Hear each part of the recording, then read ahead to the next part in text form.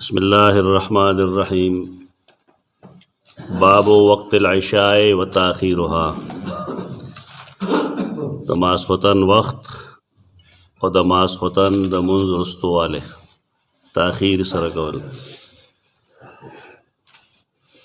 د ماسخوتن وخت خدای چې کله شفق غایب شي، شفق د غیبېدو نه وروسته د ماسخوتن منځ دا کېدی شي. اول وخت کې کېږي، لیکن کله کله به داسې هم کېدل چې رسول الله صلی الله علیه وسلم هغه به د ماسخوتن مونځ ډېر لیټ کوه. ډېر لیټ دا مطلب چې د شپې تر درېیمې حصې پورې به یې کوه. د شپې درېیمه حصه څه وي، خلک حساب کتاب وکړي که نه، چې ماسخوتن مونځ پلان کې ټایم کېږي او د سهار مونځ پلان کې ټایم کېږي، نو بیا وایي دا 12 غنټې شوې یا 6 غنټې شوې، نو درېیمه حصه یې دا شوې، نو دا خو ډېر ناوخته وي. اصل دا را چې د شپه څنګه راشي د هغه ټایم نه شمېري خلک. مثلا 6 بجې ماښام بانګ یې ووی، نو شپه راغله او سهار کېږي بالفرض بیا 6 بجې، و د 6 بجو 6 بجو میانځ کې څو غنټې راغلي، 11 که 12 12، نو دا 12 بجې به اوس 3 حصې کو، و 12 او 3 صحیح 4 که نه، و چې 6 بجې بالفرض نور پرېوتی نو د شپې درېیمه به صحیح 10، 2 بجې به نه وي 10 بجې وي. دا به حساب د ماښام د بانګ نه کوي. کله کله به داسې کېدل. دا 2 حدیثونه دي ټول کتابونو کې اوس، چې رسول الله صلی الله علیه وسلم د ماسخوتن مونځ ډېر ناوخته کړی دی. د هغې طریقه مخکې مونږ ویلې وه د صحابه کرامو دا وه چې اول وخت کې به جومات ته راغللو، چې کله پوره به شو نو رسول الله صلی الله علیه وسلم به بلال به اقامت شروع کړ، د هغې نه وروسته به رسول الله صلی الله علیه وسلم بهر راووت. طریقه دقه وه. زمونږ خو ټایمنګ یې چې 2 بجې ټایم دی ښي بالفرض د یو مونځ، او امام صاحب را نغې چېرته کې، هغه هم بني آدم دی، ضرورتونه دي. دا سړی به کله ګړی ته ګوري او کله به ګیټ ته ګوري، استاذ خو را نغې. دا ډېر ناکاره حرکت دی، ناکاره خوی دی، ډېر بد لګي. دا خو یو انتظامي ټایم دی، د هغه وروسته کولی مخکې کولی هم شي. 6 بجې ټایم یې ایښی دی، 10 منټه 6 راغی، چاته د اعتراض اجازت نشته دی په دې باندې. دا د امام خوښه ده. جومات کې اصل کې اختیار امام سره دی، بل چا سره نشته. د نورو جماعتونو کې کار چې خراب دی، د هغې یو وجه دا ده چې هلته هر سړی مشر دی، او خاص کر هغه سړی مشر دی چې هغه استاد له څه ورکوي. که امام د هغه د طبیعت خلاف وکړي بالفرض، نو بس خلک اور اخلي. وي دلته که څه شی سم ده، د هغې وجه دا ده چې مونږ دا اختیار چاله نه ورکو، په دا امام سره ده. د نورو جماعتونو کې ټایم بدلول هم مقتدیان کوي. مقتدي صاحب به پاسي نه په خپل سمې به ټایم بدل کړي، بیا مونځ هم ته کوه، ټیک ده. اوس د جومات دننه اختیار د امام سره وي، چې کله امام سره و نو بس معامله به سموي. او چې نه تا هر چا ته اجازت ورکړي، او خاص کر حاجي صاحب ته اجازت ورکړي، امیر صاحب ته اجازت ورکړي چې زه پیسې ورکوم او دی دا چل کړي او دی دا چل کړي، هر خدمت به کوي، لیکن د چلولو اجازت صرف امام ته ده. د دې وجې نه رسول الله صلی الله علیه وسلم ته چا څه نه دی ویلي، ویلی هم نشو. یو خو دا ده چې نبي و، الله صحابه کرام په دې پوهېدل چې دا اختیار امام سره دی، دا موږ سره نه دی. مونږ خو لیټ نه راځو، زه د ټایم ډېر سخت پابندي کوم، خو بیا هم بندګیري ده او حق دی زمونږ، دا بدماشي نه ده، دا حق دی چې که زه 5-6 منټه لیټ یم نو څوک به مونځ نه کوي مخکې. دیو جن ما خپل جماعت کې دا ویلي دي او خلک انتظار کوي هم کله کله وشي داسې لکه کله باندې هیر شي بالفرض څه نورو معاملاتو کې مصروف یم هغه راغونډېږي نه لمونځ له خو راځم خو 2-3 منټه لیټ شي په هغې د بای صاحبانو په اړه کې دا راځي دا ټایم یې سله مقرر کړی دی دا دې دپاره چې ته په دغې ټایم راشي امام د دې پابند نه دی دغه ټایم د مقتدي دپاره دی امام که و مونځ به وکړي که نه و لږ انتظار ورته وکړه صحابه کرام به تر کومې انتظار کوو تر دې چې مکروه ټایم به داخلېده نه بیا به یو کس مخکې دلته پلاران دي ټول مقتدیان پلاران دي دلته پخوا څه خلک دي مړه دي اوس الله دې وبخي سره ما په دې جنګ کړو اصول هم دا دی چې تر کومې پورې امام اجازت نه وي ورکړی هېڅ چا د اجازت نشته چې لمونځ وکړي انتظار دی کوي نو مونږ هغه څیز ته څوک نه پرېږدو نه ډکټیټرشپ کوو خو خپل حق غواړو خلکو نه چې بھایګانو 15 منټه انتظار خپل امام ته کوئ که هغه و ما خپل زوی ته مې ویلي دي چې زه یم کور کې نو ته به مخکې مونځ نه کوې تر کومې پورې چې 15 منټه کې زه نه یم راغلی نو بیا بېشک مونځ وکړه بل چاته هم دلته دا اجازت نشته دا دماغو کې دا خبره واچوئ 15 منټه پورې به انتظار کولی شي د دې وجه دا را چې دا د امام کار دی مونځ مخکې کول مونځ رستو کول مقرر ټایم کې رستو والی هغه کولی شي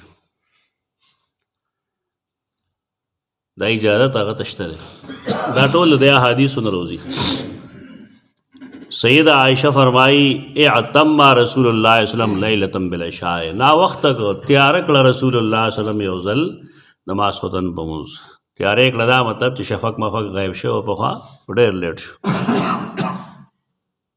د ذات لیلتن یا لیلتن ته دې نه معلومیږي دا چې ټول عمر دا کار نه و دا یو ځل دوه معامله شوې ده یو ځل دعا که داسې د ماسوتن مونځ رستو شي یا بل مونځ په ځان باندې مچۍ مه لګیا کوه چې دا ګناه وشو غیر چاپېره هم نه ګوري کله چې انسان په جومات کې ناست وي او د مونځ انتظار کوي دا د پته شته چې دا څومره ثواب دی هو فی الصلات د مونځ کې د مونځ انتظار هم ثواب دی ناپوهه خلک دې پوهېږي نه په خبره امام لیټ شوی دی ته چې انتظار کوې نو تا ته ستا بس میټر خیږي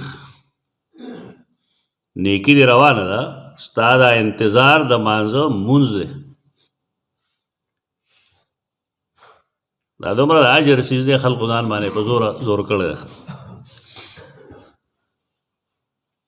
یو ځل دا چلو شو وذلک قبل ان یفشو الاسلام او دا د دې نه مخکې چې اسلام خور شوی وی د اسلام د خورېدو نه مخکې یو سړي بیان کو د اسلام د خورېدو نه مخکې څه مطلب جی مکه مکرمه کې دا چلی چې سړی حدیث د استاد نه ونه وایي که نه ځان نه وایي نو بیا خیرات جنګوي خپل مکه مکرمه کې د عایشې واده شوی و رسول الله صلی الله علیه وسلم سره د هغې واده خو بدر لګ بګ شوی دی مدینه منوره کې شوی دی هسه خبر ده دا چې حدیث د استاد نه وی دا قسمه ورته به ورته کوي خلک ځکه مونږ خلک منې کوو د کتاب نه حدیث مه وایه حدیث به صحیح ته پې پوهېږي نه چا نه ووایه چې دې پوهېږي چې د حدیث څه مطلب ده د مونځ فرضیت د هجرت نه 2 کاله مخکې شوی دی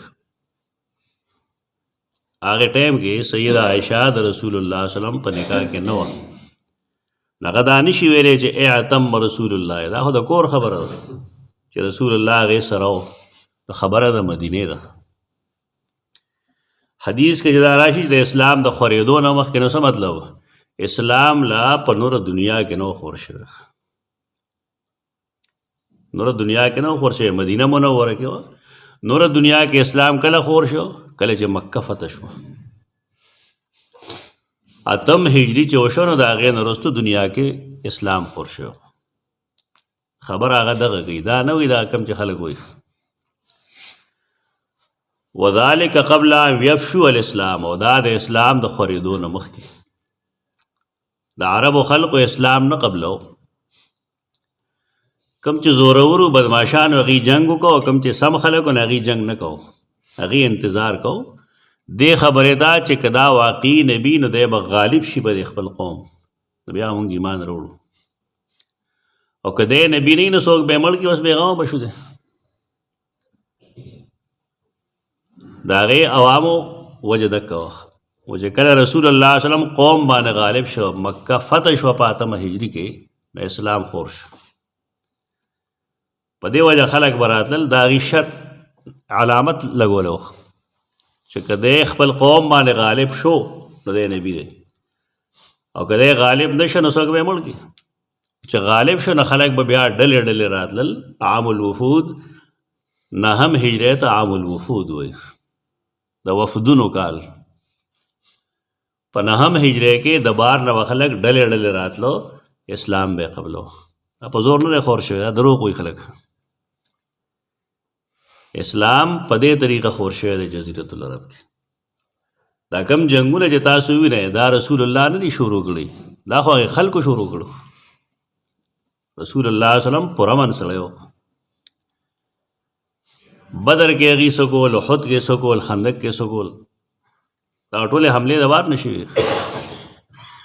رسول الله صلی الله علیه وسلم خپل جنگ په خپله دفاع کې کړی، هغه دفاعي جنگ کړی، اقدامي جنگ یې نه دی کړی. په دې وجه د خلکو دا اعتراض کول چې اسلام دا په توره خور شوی دی، دا ګپ لګوي. اسلام یو د نبی کریم صلی الله علیه وسلم د هغه د حسن تدبیر په بنیاد خور شوی دی، ځکه هغه ډېر معاف کوونکی و. اخلاقي دا د هغه اخلاقي توره ده چې دشمن معاف کړه. دا اخلاقي توره موږ سره نشته.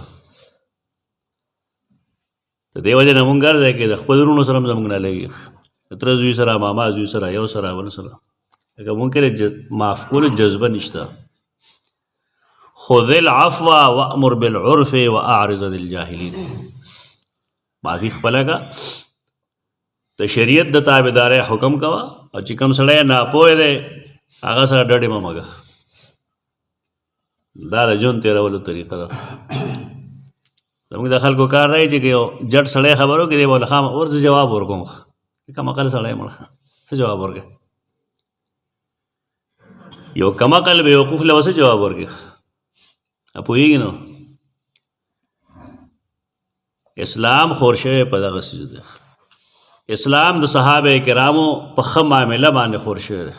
ای به تجارت کو، لین دین به کو، ملکونه به یې فتح کول، د هغې لین دین به کرو، زیاتی به نه و. که یو سړي سره پیسې نه وي، دی به ورله لیټ ټایم ورکو. موږ ورته 200 خبرې وکړو که نه. نبی کریم صلی الله علیه وسلم طریقه دا نه وه. اسلام خور شوی په ښو اخلاقو دی. فرمایل به من انظر معسرا، یو سړی تنګ دست دی، غریب دی، پیسې ورسره نشته، او ستا ورته قرض دی، او تا ورته لږ انتظار وکړو، نو الله به تا ته د قیامت د سختو نه او د هغې تکالیفو نه څه تکالیف کم کړي. دا جذبه زموږ خلکو کې نشته. څو غریبانان هم روان دي، پیسې ورسره راشي نو په هغې مستی کوي. او څه مالدار صاحبان چې کوم دي نو هغې ته هم دا پته نشته دی چې یو غریب سړي ته او تنګدست سره انتظار کول، هغه سره ښه سلوک کول، دا زما د نبي کار دی. د هغه یوازې مونځ کار نه و، دا اخلاق دی. اسلام خور شوی په اخلاقو دی. دا صوفیاو نه دی خور کړی، دا دروغ وایي خلک. اسلام خور کړی صحابه کرامو دی، تابعینو دی، او هغه علما او تابعین چې هغې کې دین و، هغه خوش اخلاقه خلق. اسلام خور شوی په دغه څیزونو دی. فلم یخرج حتی قال عمر، ډېر ناوخته شو، ډېر ناوخته شو، نو سیدنا عمر فرمایل نام النساء والصبیان، نام النساء والصبیان، ښځې او ماشومان وده شو، جماعت کې وده شو. خلک څه وایي چې ماشوم به جماعت ته نه راځي که نه. دې جماعتونه کې اوس هم ظالمان امامان شته، وباسئ دا ماشومان. ته حدیث ته ویل نام النساء والصبیان صبي نابالغ ماشوم ته وایي. دا موږ بار بار ویلي چې که مشران په وخت باندې چا جومات ته راوستی وی که نه دا به دیندار وی. دا په وخت چا جومات ته نه دي راوستي. په دې چې که مولیان صاحبان پېښ شي هغه فراعنه و فرعونانو دغه شان ماشومان به یې د جومات نه شړل. دا چې لوی شي نه هغه یې د ماشوموالي کې شړلی مسل لوړ شي. د جومات ګاونډ کې تاسو ته یاد دی خلک چې مزګزارو کې به علمه ده دلته کې هم خلک وو دې طرف ته هم خلک وو ټول بې علمه ده که نه بې علمه ده. ولې ماشوموالي کې چا جومات سره عادت کړی نو ماشومان جومات سره عادت کوي سکول سره دې عادت کړی که نه یو څو ورځې ورسره تکلیف تېر کړي نو بیا چې څومره سبق وي ځان له په خپله منډې وایي که نه وایي. جومات سره یې مدد کړه الله باندې ځان سره راوله زورونه ورته کوه سختي ورسره کوه کله شاباش ورکوه چې شاباش 10 روپۍ انعام وله. دا ماشومان دي راوستلي خلکو نام النساء والصبیان دومره ناوخته شه چې دا وده شو سړي موده شوي دي پکې ورپسې حدیث کې راځي. ورپسې حدیث دا دی چې د عبدالله ابن عمر دی هغه چې ان رسول وسلم شغل عنها لیلتن دا یو شپه دا کار شوی مشغول شوی اوس کار یو فاخرها نو د ماسپښین لمونځ یې وروسته کړو حتی رقدنا فی المسجد تر دې چې موږ جومات کې وده شو. دلته خلک بحث کوي چې جی خوب کول د ماسخوتن او د ماښام په منځ کې جایز دي که ناجایز. لکه کور وده کېږي بیا ناجایز دي ځکه چې هلته دا څوک نشي پاسولی او که جومات کې څه ملی نو څوک به دې پاسوي لته به درګي چې پاسه بانګ وایي. د دې نه دا استدلال مه کوئ دا غلطه دا خو دې نه مجبوریانه وده شوي. حتی رقدنا فی المسجد دلته وی ثم استيقظنا بیا ویښ شو ثم رقدنا بیا مونږه وده شو ثم استيقظنا بیا ویښ شو. یعنې خوب ورشي سړي له نو ویښه وده کېږي ویښه وده کېږي نه پوره وده دی نه پوره ویښ دی. دویم کې وایي چې ثم خرج علینا النبي صلی الله علیه وسلم بیا مونږ ته نبي کریم وسلم راووت. د راوتو سبب یې به د مخکني حدیث کې ووایي چې سیدنا عمر فرمایل نام النساء والصبیان جومات ته چې کوم ماشومان او ښځې راغلی وې او وده شو. خو دا د یو ورځ معامله ده حدیث کې دننه ورسره لیلتن لفظ دی یو شپه دا نه چې دا سنت دی دا سنت نه دي که بالفرض د جومات امام او ټول مقتدیان په دې راضي شي چې نن به مونځ د شپې 10 بجې کوو دې لپاره چې دا مستحب باندې عمل شي ټیک خو ټول به راضي که ټول نه راضي نو بیا مناسب نه ده دا خو مجبوري ده. نو سیدنا عمر فرمایل عمر زوم هم دی دا اسخر هم دی عمر د سیدنا عمر لور سیده حفصه رضی الله عنها پر رسول الله صلی الله علیه وسلم نو د اسخر دی رسول الله صلی الله علیه وسلم زوم دی هغه आवाज وکړ چې نام النساء والصبیان جماعت کې आवाज وکړ ماشومان وده شو ښځې مودې شوې دا دې دپاره وایي سړي مودې شوي دي خو د دې وجه دا ده چې دې سره د انسان زړه کې رحم راځي د دې اوسنو خو رحم نه راځي ارامېتوب وي لیډیز فسټ که نه خو نور داسې اصول دغه دي چې زنانه مخکې پکار دي او ماشومان او نارینه چې کوم دی دا وروستو پکار دي. د دې وجه زن مریدي نه ده چې سړی د ښځې مرید ده نه هغه نسبتا د هغې صبر کوي برداشت یې کوي. رسول الله صلی الله علیه وسلم دې وجه نه زنانه منې کړې چې تاسو به مقبرې ته نه ځئ د هغې وجه دا نه وه چې یاره ګندې هغې له عبرت نه دی پکار نه ابې صبرئ په مقبره کې هغه قسمه جړا کوي او هغه قسمه فریاد کوي چې الله په هغې ناراض وي. دا اسلام ابتدا وه وروستو رسول الله صلی الله علیه وسلم فرمایلی دي كنت نهیتکم عن زیارت القبور دا مشهور حدیث دی خلکو به خبره ښکلې ده اوس تاسو ما منې کړي وې د قبرونو د ملاقات نه سړی منې کړو که ښځې منې کړو؟ ښځې منې کړی. دلته کې دا مذهب دی چې نه ښځه به نه ځي منې کړي. ولې به نه ځي؟ ښځه چې کله صبر او برداشت پکې نو تلی شي. دا رستنی حدیث د مخکني حدیث ناسخ دی. دلته خدای چې بس یو مشر ملا صاحب څه ووایي ټول هغې پسې روان یې، نه خپل سوچ کوي نه فکر کوي. که نارینه بالفرض په مقبره کې غلط حرکت کوي، سجده کوي قبر ته بالفرض، هغه تر عملت شوی، آیا عادت راتلو اجازت شته؟ نه، دی سره دی خو شرک کوي.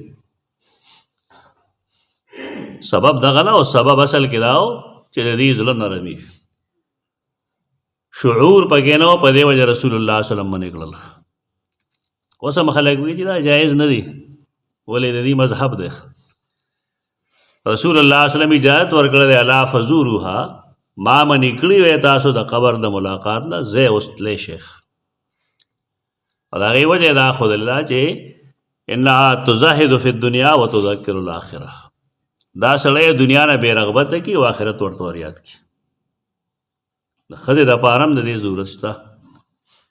که یو ښځه د شریعت ریکوایرمنټس د هغه مطالبې پوره کوي، بند ټن کې بار نه وځي، بې پردګي نه کوي، سپری مرۍ نه لګوي، سفور نه کوي، نو تلی شي، هېڅ ګناه خو نشته. رسول الله صلی الله علیه وسلم فخرج بار روت. نو بیا دواړو حدیثونو کې جمله یو ده، الفاظ جدا دي. مخکنی کې وایي چې ما ینتظرها احد من اهل الارض غیرکم. دویمه کې وایي لیس احد من اهل الارض ینتظر الصلاة غیرکم. یو مطلب دی، دی هغې له ډاډ ورکو او اجر ورته بیانوي چې مونځ نه کوي یو تن په ځمکې والو کې دې وخت کې د دې مونځ سوا ستاسو نه، یعنې صرف تاسو یې چې تاسو دې مونځ ته انتظار کوئ. مونځ ته انتظار صحابه کرام په دې پوه شو چې دی موږ له داد راکړو، چې دا موږ څومره انتظار وکړو نو دا الله موږ له په دې اجر راکوي، دې باندې اجر ورکوي. قرآن مجید کې بعضې آیتونه دي او د هغې نه هم معلومیږي دا، او د هغې تفصیل کې هم مفسرین دا وایي چې انتظار الصلاة بعد الصلاة، د دوو منځونو په منځ کې انتظار. صحابه کرام داسې وو چې کوم به وزګار وو، چې ماسپښین مونځ به وشو نو بیا بار نه تلل، د مازدیګر د مونځ په انتظار کې به جومات کې وخت تېرو. زموږ خلک خو جومات کې ډېر تنګېږي، بې کچه تنګېږي، او خفه کېږي ما تاسو ته نه وایم، خو دا د منافقت علامت. جومات کې تنګېدونکی سړی دا د منافقت جرثومې شته ده کې. رسول الله صلی الله علیه وسلم د مؤمن حال دا ښودلی دی چې دی په جومات کې ډېر خوشحالي، دلته کې وخت ډېر تېروي، ولې دا د رب کور دی، دی کې دی رب ته نږدې. او دا کم صاحبان چې اړو راځي نه جومات ته، دې سره باره کې څه خیال دی؟ د بار کیف دی کې موږ ته پته ولګېده چې یو ځل دغه شانتي شوي دي، او دې وجې نه د دین په کتابونو کې دا لیکلي دي چې که خلکو ته تکلیف نه وي نو دی مستحب باندې عمل کولی شي د شپې تر 3 میاشتې پورې. دې کې دا هم پته ولګېدله چې د ماسخوتن د مونځ ټایم څه شی دی؟ د شپې تر 3 مې پورې، د هغې نه وروستو کېږي خو تر سهاره پورې، د سهار بانګ نه مخکې پورې مونځ کېږي، لیکن سنت ټایم یې د هغې نه مخکې دی. وروسته د هغه سړیو کې بالفرض چې مسافر دی مونځ یې وروسته کړی دی یا څه عذر دی هغه ته هغه یې وروسته کولی شي، خو خامخا بلا ضرورت د ماسخوتن مونځ وروسته کول جایز نه دی. اقول قولي هذا استغفر الله لكم ولسائر